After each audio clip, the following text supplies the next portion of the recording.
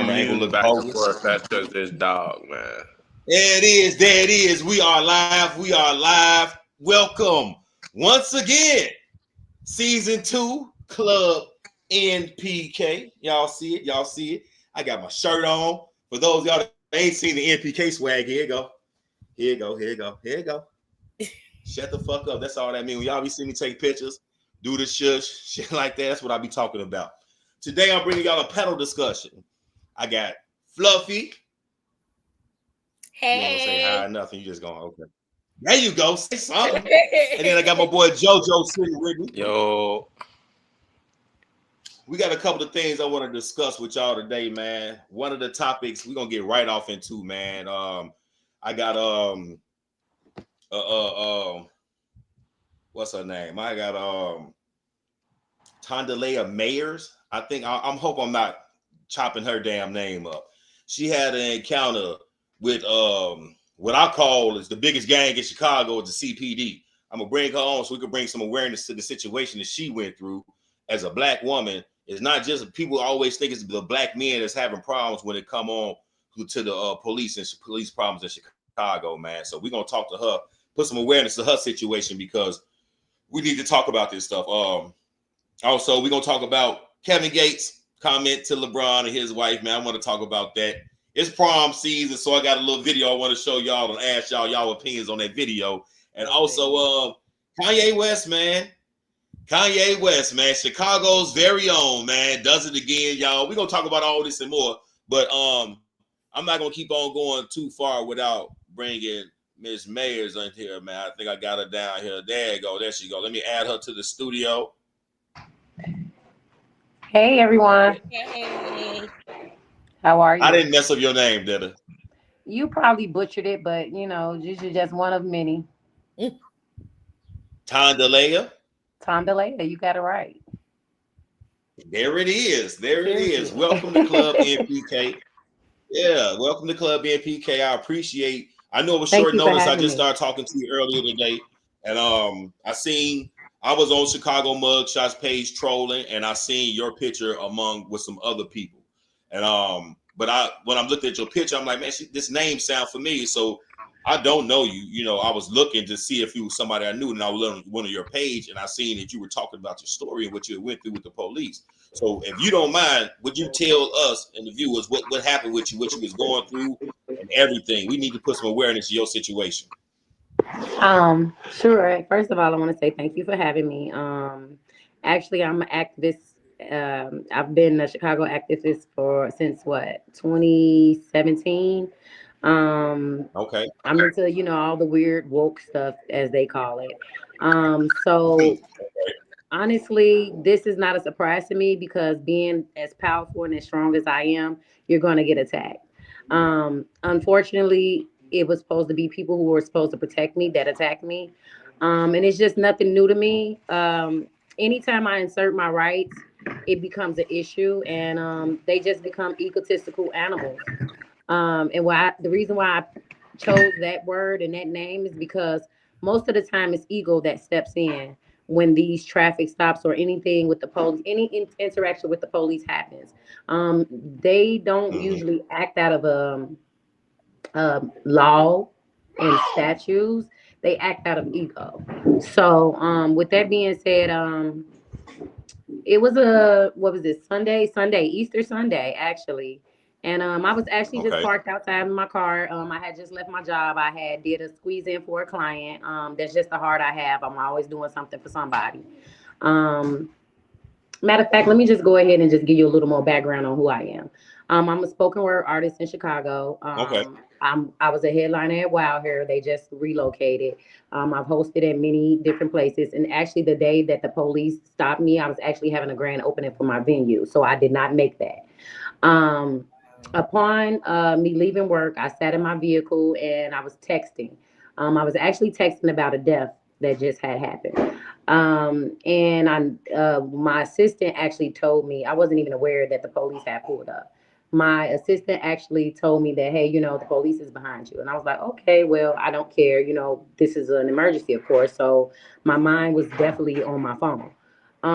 At the time, I mean, I didn't realize I was in a bus lane, but it's my job. So I'm a hairstylist by day and I'm an activist by night. I'm the prayer warrior. Okay.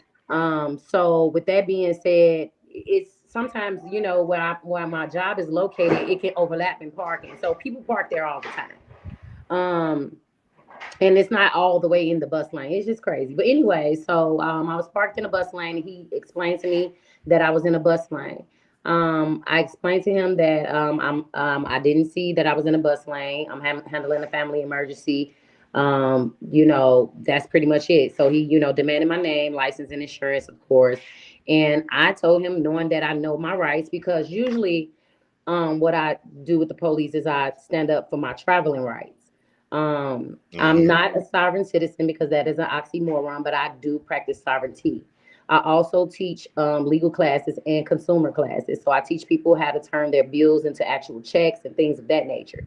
So the police is familiar with who I am. Let's just be quite frank, okay? Okay. Um, they're quite familiar with who I am. So I'm sitting there and I'm telling him like, hey, you know, I'm not operating this vehicle, you know, you don't need those items from me. So he went ahead and, you know, stated that he needed those items and he repeatedly, you know, went over that. And I was telling him, hey, you know, I'm dealing with a deaf man. It's Easter Sunday. I just left work. Have a heart, you know, be human, you know. Mm-hmm. Instead, he threatened me with a ticket. And I said, okay, that's fine. Write the traffic ticket, the parking ticket as protocol. Go ahead and write your parking ticket. But right now, I'm handling a family emergency. So then he proceeded to call his supervisor. I said, okay, great. Call your supervisor. But, you know, you're distracting me from this death. Okay. I literally showed him the text and was like, listen, look, you know. And so he was like, you know, I'm going to call my supervisor. Supervisor came, same rhetoric. At this point, I see it's escalating. So I called the lawyer. My lawyer states that I do not consent to any sieges or searches. At that Mm-hmm. moment, I repeated what the lawyer said, and then the lawyer heard it escalating as well. So he was like, you know what, just go ahead and give them your name. So as I went to go ahead and give them my name, a white officer, Allison, which I do um, recognize, okay, he actually went in my back door window, popped the lock, popped the front lock, and at that point when he popped that front lock, all of these men, police officers, bum rushed me. Mind you, at this point, I'm already complying and giving them my name. So why would you Right. even take upon yourself to open my back door and pop my lock and open my door? On top of that, your supervisor is right here. So if he didn't feel the need to do those things, why would you do those things? Correct? You're just the officer. We Exactly. have the supervisor out here, you know. So once they popped the lock, it was like go time. So at this point, and I have PTSD. I actually went to counseling for it. I had an incident happen when I was younger, you know, where I had several different men, you know. I had some traumatic things happen. I don't mind discussing them on here, but I don't want this to be a victim situation as far as that goes. But I do Totally have understand. PTSD with certain situations. So when the officers rushed me, of course, me being me, it's a flight or fight situation. You know, I remember Sandra Bland. I remember this dude y'all put y'all, you know, knee on and killed him, you know. So I'm scared for my life because last time I remember a woman almost just threw picked up a pot of boiling water and got shot to death. So, of course, I'm afraid Big. at this point. Like, why are all these men rushing me? And it was a good 7 or 8. Um, so they're rushing me, and I'm, you know, kind of tussling with them, and I'm telling them at this point, like, hey, I can get out my own vehicle, you know, and they kept proceeding to pull me out the vehicle. At this point, they threw a handcuff on me and almost fractured my wrist because they were pulling at me. They were like beating at my jacket. They pulled some hair out of my hair because they was pulling at my hair. The earring that I had actually scratched me in my neck. I have bruises all over my body. Both my wrists were swollen. And after this, they locked me up, threw me in jail, and they charged me with a felony aggravated assault. They said I kicked the police officer in the leg twice. They charged me with several different traffic violations. Mind you, I wasn't even aware that my license was suspended because I don't contract with the state anymore now that I know what I know, being a traveler, right? So I don't even contract with the Mm-hmm. state. So any license that was in place was non and void to me because I didn't, think that, but you know what? It was my fault because I should have put a ratification form into Indiana, but I didn't. So Indiana still had a license on file for me, and I guess the city suspended it for city tickets. But again, this is all poisonous fruit when you go back to the fact that you guys never had probable cause to even pull me out the car. You guys never had probable cause to manhandle me as one black woman by herself. It was 7 officers on me, and so what makes this killer kicker is there was a lady who actually recorded this situation, and the video semi went viral. Unfortunately, I reached out to the lady. We had some dialogue, and she deleted the video. I don't know why. So now my lawyer is going to have to subpoena Facebook because she had the video on her live, and I'm not able to save it to my phone because it's on somebody else's page. So if she didn't send me the video directly, of course I don't have it in my possession. So now, we're gonna have to go through. I don't know if she got scared or because see now people are seeing that I actually have a name out here. People are like, oh wait, people know her, people love her. She does a lot for the community. I just did a hair show at Harold Washington Theater with Watch Me Work Hair with Mr. Castle. He has a charity. I give out free hairdos to kids. I counsel women. My ministry is hair, so I counsel women all day, every day. I'm a spiritual teacher and I'm a spoken word artist. And my, of course, spoken word is dedicated to the community and the things that we go through and the growing pains of women, men, So okay, Pookie. So I'm not just a young woman that's just out here getting into mess. I literally go to work and come home, and I raise my 3 kids. And speaking of that, my oldest daughter has a baking business that's flourishing right now, and she started it at 14. No kids, go to school, go to That's what's work. up. My son is martial art, like just all around good woman. That's what's up. And see, I really hate that this happened to you. You know what I'm saying? I want to be the first person to say that. We definitely need to get on top of getting some of this body cam footage from these officers when these situations happening because it's definitely they gonna lie about everything that's happening, even though everything is recorded. They gonna give their story of what they think is gonna keep them, out of trouble, and to give them a reason to walk up on us and try to remove us from out of our life like this. And that's the thing that these people keep on trying to book us for resisting and stuff like that. You're literally trying to take my freedom from me right now in front of me for nothing, and I'm supposed to just let you do it.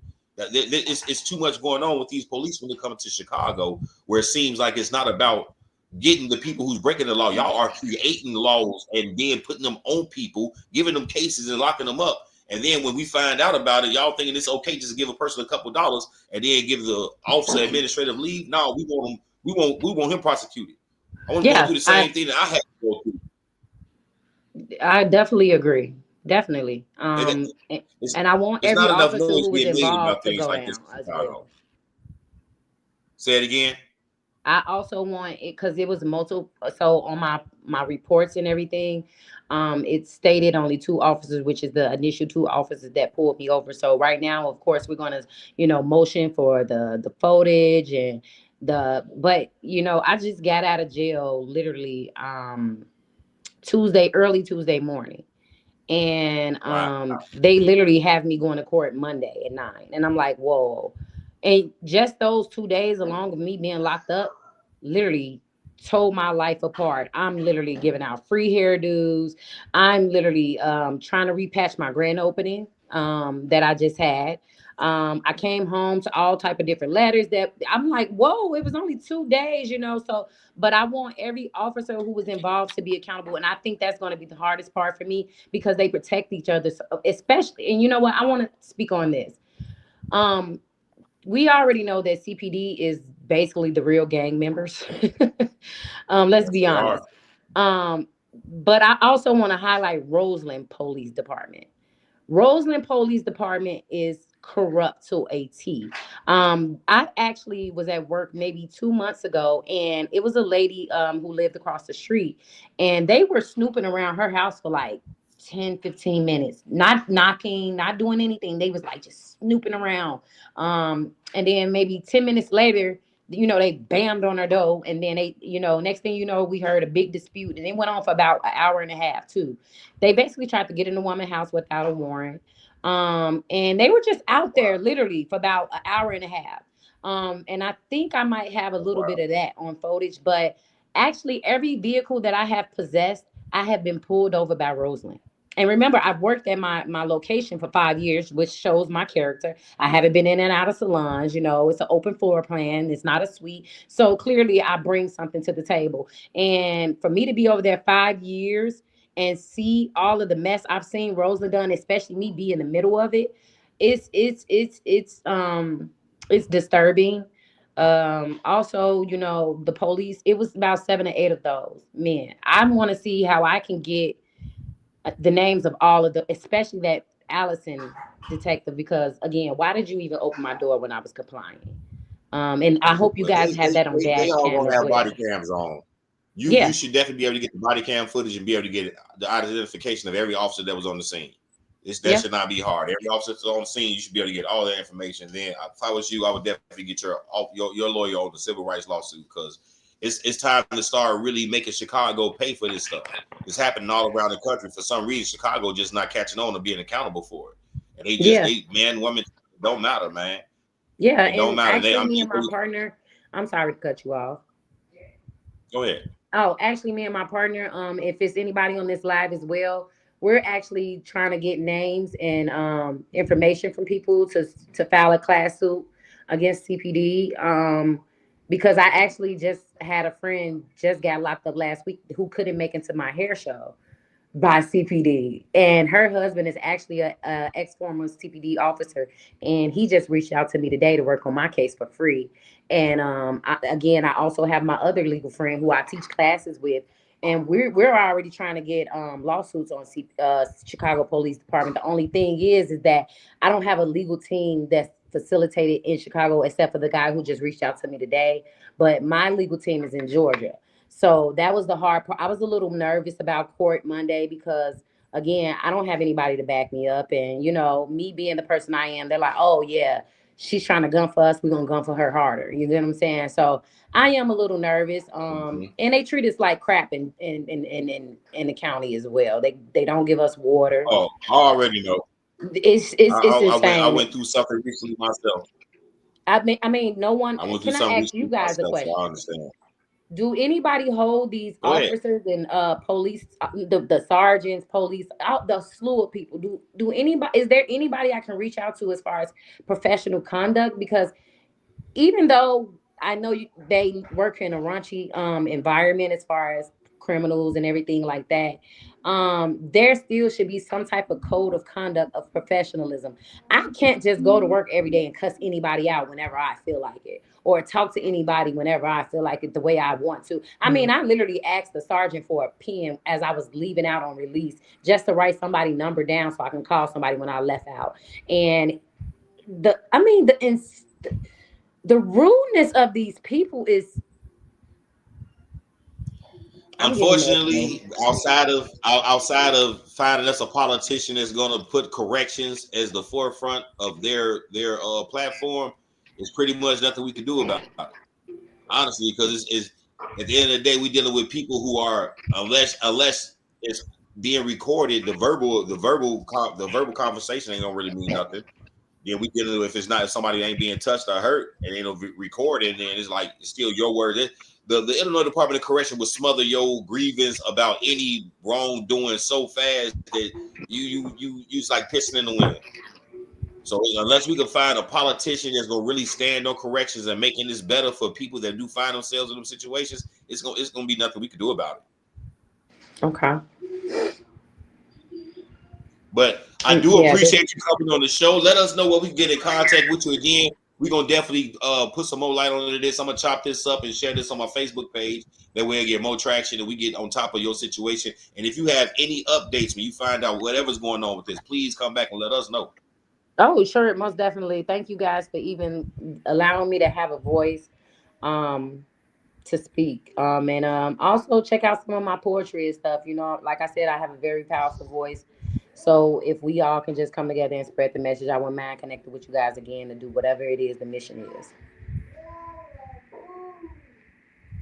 That's dope. That's all dope. right. I appreciate that. Let us know where they go. Let them know where they can find you at. Y'all can find me on Instagram at Tondalaya _a blessed mess. Also, you can find me on my Facebook, Tondalaya Mayers, and my TikTok is Tondalaya Mayers. And go ahead and check out your girl. I'm also a stand-up comedian as well. So I got jokes for days, That's what's So up. and I can be a little raunchy, but it's all in love. That's all. There it is. There it is. I really appreciate you. Thank you so much. I'm really sorry you went through that, but we're gonna definitely make sure we get to the bottom of it and make sure that you get your justice. Yes, all right. Thank you so much. God pushed me right into my purpose. I kept running from it. That's all. He pushed me face first in it. There it is. Hey, Yep. appreciate you again. Thank you so much. Have a blessed day. You too. All right, y'all. That's crazy. I ain't like that, man. I seen on I was trolling there. Let me see if I can change my camera angle, man.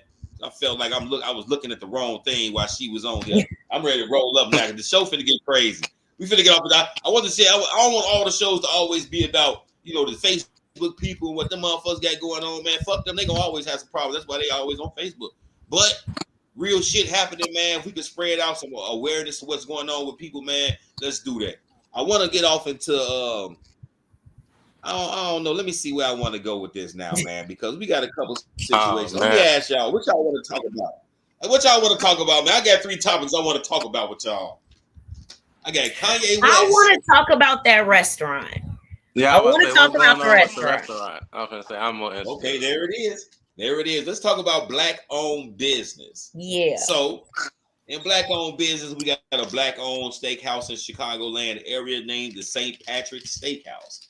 Under all kind of controversial reviews based on them being a black-owned steakhouse and giving out what the people are calling bad service. I have not had a chance to patron them myself and see for myself, but the few people that I did ask, hey, you been to the St. Patrick, what's to it? Was like, man, look, the drinks overpriced, the staff was rude, the owner was in there cussing at people. I'm like, wait, what? Yeah, I have not heard. This is a black business. Yeah, this is a black business. What'd you say, JoJo? I ain't even been there yet. Like I heard reviews, but I ain't even been there. Like I've heard people talk about it and say like, oh yeah, they staff and stuff kind of crazy when you go in there. But I ain't never been there myself though. Yeah, I haven't, and from what I've heard, it's that these are the type of things that make me not want to go into an establishment. But I'm gonna check it out because I need to have my own experience. But the one thing that I don't like when it comes down to these kind of situations, people keep on saying that black folks is judging too hard and things like that. How y'all feel about that? Now, I usually will say, I do feel like black folks, we do judge hard, and when it comes to our motherfucking food, we don't play. I feel like when it comes to like, oh, your hairstyle is like, okay, whatever, I'll find another, you'll complain about the bitch, move on. But when it comes to like food, we be ready to tear the fucking city down. It don't fucking matter where the place is. If you fuck up our food or your service is just disgusting, like we don't care if a motherfucker ain't been there. We gonna make sure 30 people don't fucking go there. We'll tell you how bad it is before we tell you how good it is. Yeah, it's like, oh yeah, it was good and whatever. Huh? I hate that. I call that gatekeeping. I had to deal with some people doing that about a chicken spot that's in Blue Island. They had a dope little deal going on Mondays for some years, and they was holding it to their chest like, we can't let nobody know about it because now the price on chicken gonna go up and shit like this. Like, wait, what? What? Gatekeeping? Come on, man. I hate a gatekeeper. But the thing that I've been hearing a lot of people, it's been like mixed reviews. I've been hearing a lot of people say things like, man, as black people, we judge a little too hard when it comes to black-owned business. And by the way we're judging, we'll put a business out of business because, like you said, we'll tell 10 people how bad it was before we tell 10 people how good it is. You know what I'm saying? And I feel like that is something that, I don't know, man. I don't know why we like that. I can't even make it say it ain't something that I don't do. If I'm not asked, or if you ain't one of my close people, I didn't been around the country and lied to some business owners and told them I was gonna make some TikToks. I don't know. I ain't did none of that shit. I went to one black-owned business out of state that I absolutely love, and it's pretty popular. The Haunted House restaurant. Out in Ohio, Black owned, food was on point, service was on point, atmosphere was on point. But then you go to come out here, what was the spot? I don't know if that Nevermore or never been found is Black owned, but it is definitely more hype than it is fucking anything else. I was say I've never heard of it. Black owned businesses I done been to is probably, I know of one, and it's downtown. I think it's called the Green Dragon or something like that. I know it's Black owned. I went there I think last month. They staff and stuff school, like even their reviews on the internet, it gave off like, yeah, I should go there. So when I went in there, it was cool. It was a chill vibe. Everybody was cool. Like you could even talk to the people that's next to you, and they chill, they relax and stuff like that. The staff was respectful and stuff, patient and everything. So it's like if I was to recommend a Black-owned business, it would be the Green Dragon downtown. Okay, that's what's up. Black-owned businesses. I can't think of an established Black-owned business that I'll recommend to nobody. I've been scarred by Black-owned business a long time ago, so I don't look to patron just because it's Black-owned. I got a Black-owned business that I went to, and I love it, and it's run by my girl Precious. And it's a sandwich shop, DA sandwich shop. Okay. And I'm not from Chicago. I don't really know the area, but I know I think it's 79th and Hoyne.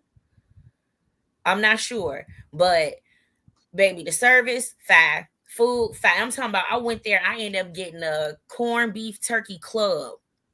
Thick. Okay. Mm-hmm. Like I know you're talking about. I would recommend that. I went to DA's the other day, but I don't like seeded rye bread, so I didn't get anything. What? Oh, so you talking about the corned beef shop? Joint. I'm talking about this is a different sandwich place, but it's both. Well, that's DA's corned beef. This is the sandwich shop, DA's sandwich shop. Oh, okay. I misunderstood. But DA's is my shit. When I go there, I always get white bread. I get white bread with provolone cheese on my corned beef. I don't like fennel seed, so I don't really eat sausage or rye bread. Okay. Have you been to the steakhouse? No, not yet. Okay. All right, there it is. I don't even want to talk. I need to get somebody that's been there to talk about it. I'm gonna go ahead and push past that. I want to show y'all a fucking video, and y'all let me know what y'all think about this video. When I seen it, I didn't like it. I ain't gonna lie to you, I didn't like it. Y'all take a listen. And y'all let me know what y'all think. And people in the league, nigga, we was talking about how LeBron do the little handshake with Savannah. Right. And then I was like, maybe I notice shit that people don't notice. But I'm like, they was like talking about, what if you had LeBron money? I'm like, man, he one of the greatest players to ever play the game. Right. But I wouldn't want to trade places with him. And they was like, why not? Why you wouldn't want to play? I say, because.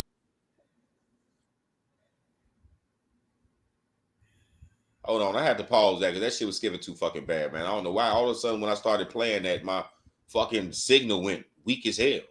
Hold on, let me try to start it again, man. I don't like the way Savannah look at LeBron. I like the way them white women look at LeBron. Like when soon as he walk out there, they just be like, oh. They be dicked out. But it's like I noticed when he go do the. All right, wait a second. That's pissing me off. Yeah. Was that skipping on y'all end too? Like Kevin Gates just say any fucking thing. And I don't know why that's playing. I'm not a LeBron fan. If anybody hasn't heard, with LeBron. My thing is this. This is what Kevin Gates was saying in the video, man. He was saying that he don't like the way that Savannah James look at LeBron when he come out. When the white women see LeBron, when LeBron come out, they be dicked up. And this the word that he was saying. They be dicked up. You ain't dicked up like these white bitches. And my thing is, and like a lot of people said this too, like, you ain't around enough to be sitting here talking about LeBron and his wife like that. Fluffy, you ain't got no light. Oh, I do. Just give me a second. You get darker and darker in that motherfucker. It went from like super dark to like, well, super light to like super dark. Yeah, they have to move my life. Wait, hold on. You can see me. It ain't too dark. No, I can see you. Her motherfucking I just had to make sure. I'm like, hold on. Let me make sure I ain't too dark. It ain't got dark on her. So my thing is, I wish any man, I don't care if we celebrities or anything, you keep your opinions like that to yourself, or you keep that to your private circle. You don't go on social media and you talk about you don't like how my wife look at me. You don't know that. First of all, this has been my woman since grammar school. Right. And not only that, you gotta realize those white women are fans. Anytime you see like any motherfucker gonna be starstruck when they see fucking, rather it's LeBron. Hell, let motherfucking Idris Elba walk past me. I'm gonna look at him different than I look at a motherfucker I see every fucking day. Not saying that the way I look at the person I see every day ain't lovingly, but hell, I see you every day. I don't get to Idris Elba don't fucking walk past me every day. Be a little awestruck. That's the fucking difference. That is definitely the difference. He went on. LeBron made a reply, and his reply was simply, "Kings do not reply to peasants." Period. Come on, Queen. Where we going next? You know, let me see if I can put LeBron. What's a sheep to a tiger? Period. You know what I'm saying? Like, that's something I don't feel like that man should have opened his mouth up to say at all. Because, nigga, how dare you, man? Nigga, this is my wife, nigga. What the fuck you mean? You don't like how my wife looking at me, and you like how the white women look at LeBron. First of all, why is you liking how anybody is looking at another man anyway, man? Why is you worrying about how somebody else is looking at another man? Super sweet ass, man. Bro ass one of the most, man. I feel like Kevin Gates was trying to plant a seed of doubt in motherfucking LeBron so he could try to move in on his bitch. That's really all it is. But you can't motherfucking plant a seed in motherfucking concrete. Can't plant a seed in something that's motherfucking steel. That goofy ass nigga is finna drop some music, is what he's finna do. So you ain't never been known as the best artist, the best rapper, or none of that shit. You ain't never been known as the best at nothing. LeBron is literally known as one of the best players of NBA, professional fucking basketball. I mean, he the best at disclosing his bedroom activities. Is just about it. Yeah, because he like the best at telling you he eat ass. He the best at telling you he drink a bitch piss. Hey, y'all is funny as hell. Oh my god. Like, man, and the whole time he's sitting there saying that he don't like the way that this man's wife looks at him. You looking like you jealous of his wife. But not only that, while he was saying that, I was wondering, like, where your wife at? Didn't you get back with your wife? Shouldn't you be worried about how she looking at you and not the next bitch? Because didn't she leave you for her trainer? He had Brittany Rayner in his job. I thought she got back with her baby daddy or something. Man, he had Brittany Rayner on the side of his ass. Let me see if I got the picture of the nigga sitting on at the because he went to the fucking Lakers game after but either way, you worried about shit that ain't got shit to do with him. I honestly just feel like he's doing it to make his music. Like, you know, like how certain rappers they start certain shit and then they use it in their music to try and blow themselves up. I honestly feel like that's what he's doing. He's trying to use the situation. You already know that's what he's doing, bro. He getting ready to try to drop an album. Yeah. It's gonna have one song that's on rotation on the radio, and your core fans, if you even got any of them left, like 3 of them motherfucking songs when you talk about eating some booty in them, somebody's baby mama. You know what I'm saying? Like, come on now, dog. Like, you ain't never been known as the best. You ain't never been known as the best of nothing. You know what I'm saying? This motherfucker talking about I'm a relationship guru, so if anybody need help with their relationship 24 hours a day, man, just reach out to me, because, man, get the fuck out of here, man. You the only nigga riding around bumping their own music. This nigga started that video playing his own music. I don't like dude. I never like dude. You know, I don't like nobody to get their money and hustle or none of that shit, man. You know, Do your thing, but I ain't never like Kevin Gates. Fuck your sweet ass, nigga. Oh, that nigga wear painted pants on. It do not be fabric. That motherfucker stand there, paint, and then come outside, boy. Don't get me to going in on this motherfucking ass, man. Y'all got anything else to say about Kevin Gates, man? Man, look, hey, do you, Brody? I used to I think love that's the only Gates, reason he's but doing that shit, man. he done Just got so a little he can try to. unhinged for me. Yeah, he over unhinged, man. I wanna switch over to another topic, man, because it is prom season. And I want to show y'all this video if it will play. Oh man, this one is not as long. I don't think my mental ready for you, bro. Oh man, brother. This video is not as long, but it's prom season. I want to play this video and I want to ask y'all what y'all think, man. So let's see if I can get this to play.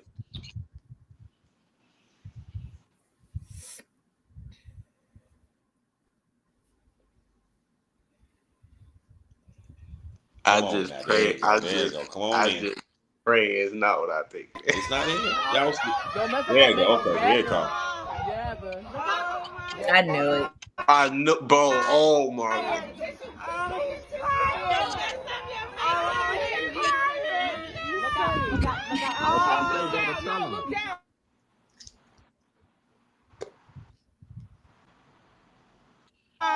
This is pissing me off. Wait, let's let him fall on the floor. Let him fall.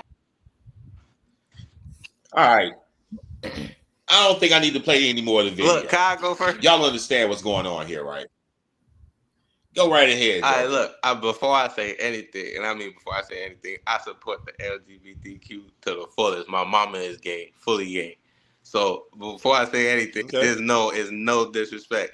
I honestly feel like me personally, I ain't never had no father figure, right? I was raised by my mama. So my mama always gave me that hard and tough ass, like, oh, this is what you is, this is what you're going to be, stay that. So me, when it comes to dudes and males, like turning themselves over or turning themselves out, I don't really have a problem with it as long as you make sure you don't have a problem with yourself.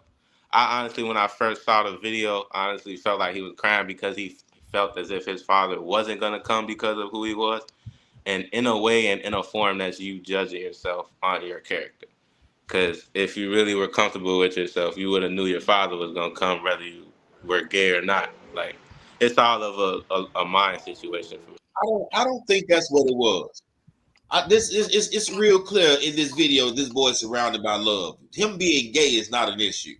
You know what I'm saying? I'm pretty sure his father been accepted that his son was homosexual. Yeah. And this is no disrespect to the LGBT community. You know what I'm saying? Like, if I was to, if God forbid, you know, so I don't want to have any of my children to be homosexual. Not to say there's something wrong with one. I want my children to be heterosexual. That way I can produce more children and progress the Gordon bloodline. So if anybody has a problem with that, you take that up with your deceased bloodline with your gay children.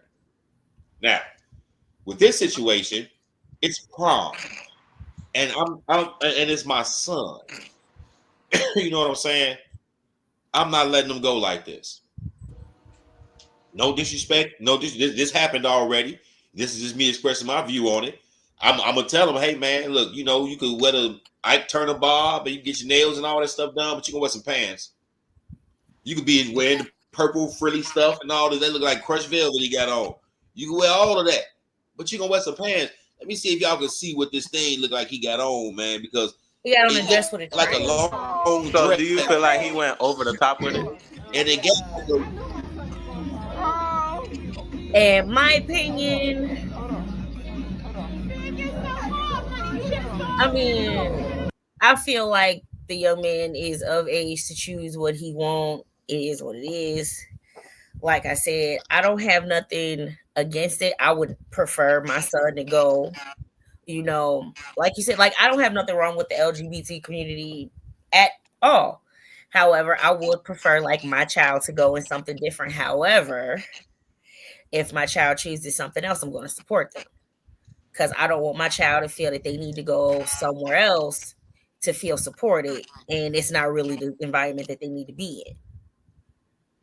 And This as is not far as about a like the support father situation. and the crying, I feel like, yeah, his father probably did accept that he was gay, but he probably didn't like expect his dad to show up the way his dad did. You get what I'm saying? Like, it's not. He didn't expect. This is I'm just my pretty opinion. sure he was surprised that his father was there to take him on Yeah. prom. It's probably motherfucker. Y'all know what happened on prom. Some girls who use their virginity on prom. That boy booty was gonna get took down. That's why his daddy came and got him. That's what I believe. I don't believe nothing different. Daddy wasn't going out there dressed like a girl, getting treated like a girl all goddamn night. But hey, it is what it is. That's not a situation that I would have been doing. What's going on, Shannon? Thank you for tuning in. Appreciate you. That I mean, hey. And then I think another thing is because it's prom. You know what I'm saying? You may end up just being bi. You may not be so flamboyantly gay once you get a little older. You know what I'm saying? And you may want to, you still be gay, but at least you're still displaying masculinity. Like, I don't have a problem with my son being a gay man if my son was gonna be a gay man, but be a gay man, dog. You know what I'm saying? You ain't got to be all flamboyant, switching and a girl acting like a woman. You don't have to be doing that. You can be a gay man all day long. There's a bunch of them out here, man. You see them all the time. They look just like us. You know what I'm saying? But yeah. I just wouldn't be doing that one, man. Shout out to that family, that boy's family supporting him and his decision to let go. You know what I'm saying? Like, for real. Shout out to his family being there for him and showing him the love that he has been definitely tell that boy's love. You know what I'm saying? It's one thing we know for sure through that video. When everybody get finished with their damn opinion, that boy's loved and he gonna be good. A lot of motherfuckers fucked up out here. Yeah. Great. You know what I'm saying? All right, y'all. Boy. Oh shit. I wasn't ready. Kanye West, man. The internet is undefeated. AI is out here bad, but Kanye West then said that he has been sucking his cousin's dick till he was 14 years old, man. Listen to me now. I was having sex with girls at 13. You know what I'm saying? I'm having sex at 13. I'm able to go out the house, go on the motherfucking go get on the motherfucking bus, go to school, navigate Chicago, use my mind while I'm outside 13, 14, 15 years old. I'm able to move on my own without parental guidance. I'm getting up going to high school. I'm playing football. I'm doing all kind of things, bus freights and all kind of stuff. So you can't tell me that he wasn't waking up and wanting to do that.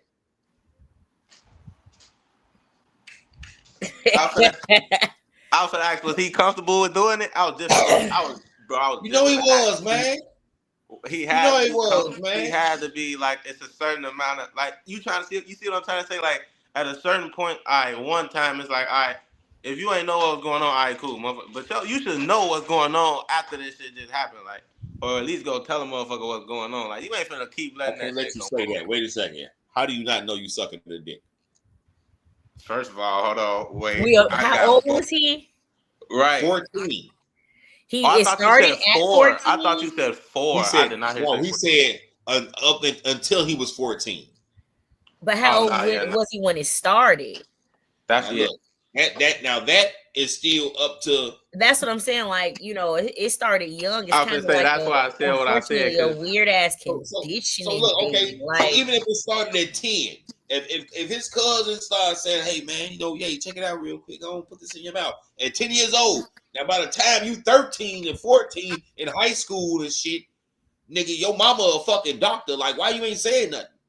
That's what I'm saying. Like, why you wouldn't, Why you ain't saying nothing, Joe? It's kind of hard if you always around your abuser. You think he said 6? Okay. You gotta realize, at 6, that's being abused. You gotta look at it like that. That's crazy. Like, that's crazy, dog. That's crazy. But I still like, and I understand this being around your abuser thing, but like, you're not around your abuser all the time. You could definitely get some help. And then at 14 years old, man, like, I don't know, man. Yeah, I feel like at 14 it should I feel like have it's been a easier drop. said than done. I mean, it's a lot They of all can't say that. Some women kids that's be been in the afraid same situation. and intimidate them not to say anything. I agree with you on that. Sheena. True. I'm And then so he glad y'all almost 50 commented. years So old. You got to think it about said that it's only too. one viewer. It's like 4 people But commenting. It's easy to manipulate a child. You got to think about that too. You could tell a kid anything, and you got to realize this is something that started with him young. You get me? So it's not like he was even in the right state of mind to comprehend as a 6-year-old what he was doing, especially if he grew up in an environment where he wasn't exposed to shit like that. And then being 6 years old, you got a cousin that has been exposed to something like that, got you doing something inappropriate, and you don't realize it's inappropriate. Somebody has to sit down and explain to you at some point in time, hey, this ain't right. Even if it is like he could have been conditioned that this was their playtime. You get what I'm saying? You don't tell nobody about our playtime. You get what I'm saying? Like it's sick. Like it's disgusting because you have to realize it's little girls that's been in the same position, and just because he a little boy don't make it no different. No, I'm not trying to downplay it as a little boy. I'm not trying to downplay it as a kid. This is happening to you. You're not 6 years old. I can totally understand it's happening to a 6-year-old. 7-year-old age is some of your ages, man, especially even older than that, because like you say, you're not exposed to these kind of things, so you may not know if that's right or wrong. You just sitting here doing some shit because somebody's sitting here that you love, a family member, somebody's close to you, sitting here doing this to you, and you probably don't know they ain't supposed to be doing this to you. Exactly. You know what I'm saying? Then here and you can't really comprehend it. You exposed to something and feel a certain type of way. Like it's like I said, it's sick, and then you got to be a sick person to do something like that to a kid. I agree. Or even expose kids to it. Like that ain't something that a kid just wake up and say, you know what, I feel like putting something like that in my mouth. You get what I'm saying? Like, you know, even if they both were kids, another kid was exposed to something, you exposed another kid to it. So you're trying to tell me that you think that's normal if a boy? No. No, let me finish. Oh. That if a boy got molested by a male, that as they're growing up and not being understanding that they got an attraction to girls and they're not attracted to boys, that as they know this attraction is growing in them, that what the natural attraction is, that they'll still be doing these kind of sex acts with somebody. Because it becomes like a Stockholm syndrome thing. This person, it's like I said, it's a weird ass grooming thing. It becomes like your first real hint of love and affection was from this person. And even though it's a sick and twisted thing, that's kind of like the person that you look to for that. Like I said, like it's sick. Like, so that's why I say it's one of those things where like you have to sit down and like tell a kid. Like that's why it's important to have talks with your kids. And even if you feel like you in an environment like, oh, so no, I'm not around nobody who would ever do that. You don't know that because who's told you? Mm-hmm. Why you think it's motherfucking uncles and perverted ass cousins running around here that ain't locked up? Mm-hmm. I just can't realistically see myself being molested and at 14 years old and being molested at a young age, 6, 7, 8 years old, and still in my teenage years having sexual encounters with the person that was molesting me as a child. I can't see it happening. And then the reason he probably said it stopped at 14 was probably the reason, like you just said, like he can't see himself constantly doing this and he attracted to women. Because now he's starting to realize, like, wait a minute, it ain't, you know, this ain't right. That's where it starts to kick in. Like, okay, when not every boy is like sexually cognitive at a young age. Like I said, you know, some kids are exposed to it, some kids ain't. You know, so if he not, you know, conscious to this, and as his body starts to grow and he starts to realize, like, you know, my thing get hard when I look at her. It don't get hard when I look at him. Or when I perform this act, it's starting to make me feel uncomfortable. I don't like this. This is not what, you know, it used to feel like. You get what I'm saying? And that's when it was kind of like, okay, pause. This ain't even what we supposed to be doing. Man, look, I feel you. And then it's like it's Kanye West. How much of this shit is we supposed to listen to? That part too, but that's what makes the shit even more fucked up. That's what makes this shit even more fucked up. He out here 47 years old crying wolf about being molested as a kid, man. Like I don't know, man. I Mental feel like health it's is kind real. of too late for it though. Mental health is real. At the end of the day, man, like I be saying at all times, man, we talking about somebody's life right now, man. Yeah. Whether that happened or not, you saying this out loud in the public scope that you have children, nigga. You got North and them, they teenagers, dog. They hear you saying things like this. You know what I'm saying? Like your kids is seeing media, nigga. They got phones. They getting clowned now. Like, yo, daddy, they already high profile kids on top of that. Look who you know they what I'm saying? Like, nigga, you gotta make better choices now. You can't do dumb shit like that's some dumbass shit. That's some real super dumbass shit to me, man. Because like, what is the point of saying it? You know what I'm saying? Like, I don't see the point of you bringing this shit up, saying this shit, being the person that you are on the stage that you are. You got kids, yo. You got motherfuckers that look up to you. Now you out here, Kanye the dick sucker. And then you want to get mad at motherfuckers. He get mad at Boosie, call Boosie old broke ass, bum ass piece of shit. He went in on Boosie. Baby, it's 3 people I do not want to irritate. That's 50 Cent, motherfucking Kanye West. And no, I don't think he should sit on his trauma. What I think he should do is expound that in the proper settings, which is with a doctor, with somebody who's went to school, is trained as a medical professional to deal with mental health issues. True. By sitting here saying it on social media, you're not doing nothing but compiling the public's image upon yourself the way it's already tarnished, and you did nothing but add another strike to it. If you're already dealing with instability, mental instabilities, why would you do something like this to just knock yourself down some more? And that's what it is. It's like, it's either, okay, is this a publicity stunt? You know what I'm saying? Or are you really crying for help? And if you're really crying for help, you a fucking billionaire, dog. Get the best fucking psychologist on the fucking planet and unload on their ass. No, don't sit on your trauma. Go get some fucking help. Speaking on me, making songs about this shit and talking about it on social media ain't helping you. It ain't doing nothing for you. Look, all you talking about is your kids know you suck dick. Just Hilarious said Kanye West was gay and he grew out of it. Like, goddamn, this is what's being happening now. This whole situation, ain't nobody's gonna say nothing helpful about it. Everybody's gonna drag it, and this is what his kids have to listen to. So I apologize if his kids ever so happen to come across my little stream. But he shouldn't have said it. Yeah, it is. Man, I appreciate y'all jumping in here with me tonight, man. Nah, for sure. I got you. Thank you for having us. Yes. So I got some shit coming up, man. Oh, wait. Before I do that, I'm being real selfish. Let them people know who y'all is. Because I appreciate y'all coming on here and speaking y'all piece and sitting with me. So let these people know who y'all is, what y'all got going on, where they can find out, get in contact with y'all if they want to follow and subscribe. What they should do. Who is you? Well, me, I am Fluffiana. You can follow me on TikTok, Fluffy at Fluffiana Hardia. I am Galaxy Glider. I'll follow you on what? TikTok. I at Fluffiana Hardia. On TikTok. I'm also owner and operator of Galaxy Glider LLC. We do shirts, tumblers, some of everything. If you can think of it, we can make it. There it is. JoJo. I was gonna say, I rap as of this moment. I'm on rapping, doing promotions and stuff like that. You can find me on Instagram and Facebook at Mhe JoJo. It literally pops up as soon as you type it in.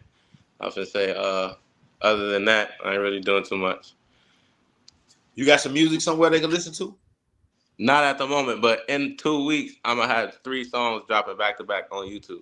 So if you want to follow my YouTube is literally in my Facebook. It's literally the same thing, Mhe JoJo. So just keep it up to date. In 2 weeks. There it is. And when that music drop, y'all know we gonna go ahead and play that shit over here. We'll see what you sound like. Boy, if it's trash, JoJo, we gonna let you know. You gotta let me know though. Let you know. Yeah, because look, y'all let me know it's trash, I'm gonna go No, even harder. I ain't gonna bother. I'm gonna make the whole show about, man, we doing independent music. I'll make other motherfuckers listen to shit, you know. Yeah, Nah, I and if got that you. shit I trash, got it's you. gonna be womp womp womp. Nah, I got some features and stuff coming up, so it's gonna be crazy. I got you. Okay, that's what's up. Now I got some shit coming up. I'm partnering with Benita Bowman, and we're doing the BBW, the Big Girls of Chicago casting call for the reality show that is happening on March 16th. I think that's what it say. March 16th. I can't even see that shit. Should we bring boxing gloves? No, this is not one of those things. This is not Okay. a situation where we looking to get ratchet Because it seems bitches. like I'm about to say I ain't trying to go casting nowhere. I gotta call worry for about getting any swung damn at. thing nowadays, male or female, you better No, come in some this is comfortable not one of those shoes. things where we trying to get a bunch of ratchet big bitches together to do a bunch Good, of fighting and no shit like that. No, this good. is not what we doing, man. This is Friday, May 16th from 2 p.m. to 6 p.m. We got a DJ off in there, got a camera crew off in there, man. And we looking for fire-ass females, 21 years and older, man, full-figure females that's got some shit popping, that's on their big girl shit and on their bag. We not looking for no ratchet trying to fight. Big man, we is not looking for that, man. We ain't trying to see that. We try to showcase Chicago in a different light. Everybody thinks Chicago is the city to die in, man. We got a bunch of dope ass people doing a bunch of dope ass shit. And I'm a big ass BBW fanatic. So I want to be a part of things that's doing that. And those are my two passions. So I'm bringing them together. So make sure if y'all ain't got nothing to do, or if you know somebody, grab the flyer off my Facebook page and get them in tune with what we got going on, man. There's gonna be a little food there. And also, men, if you are a BBW lover, I'll be get there. there. Get there. We're looking for you too. We can't have BBWs popping in Chicago without men that love them. So shit. You know what I'm saying? As you say, she definitely gonna let you know if that shit trash. Oh And yeah, make you sure for sure y'all gotta here let me know right every away. Thursday. Make sure y'all here every Thursday at 7 p.m. I will be doing my streams right here. Thank y'all for tuning in and staying here with me, man. We're bringing y'all more topics. It's going to be switching up every week. It's not going to always be about the drama and garbage that be happening on Facebook, man. It's going to be about all the topics that I feel like is affecting our community. If you feel like you want to sit on the panel and come talk with us one of these days, hit me up on Facebook at Barrett Gordon, or right here, hit me on the inbox on my YouTube channel at Club NPK. Until then, I will catch y'all later. Thank y'all once again. Peace out.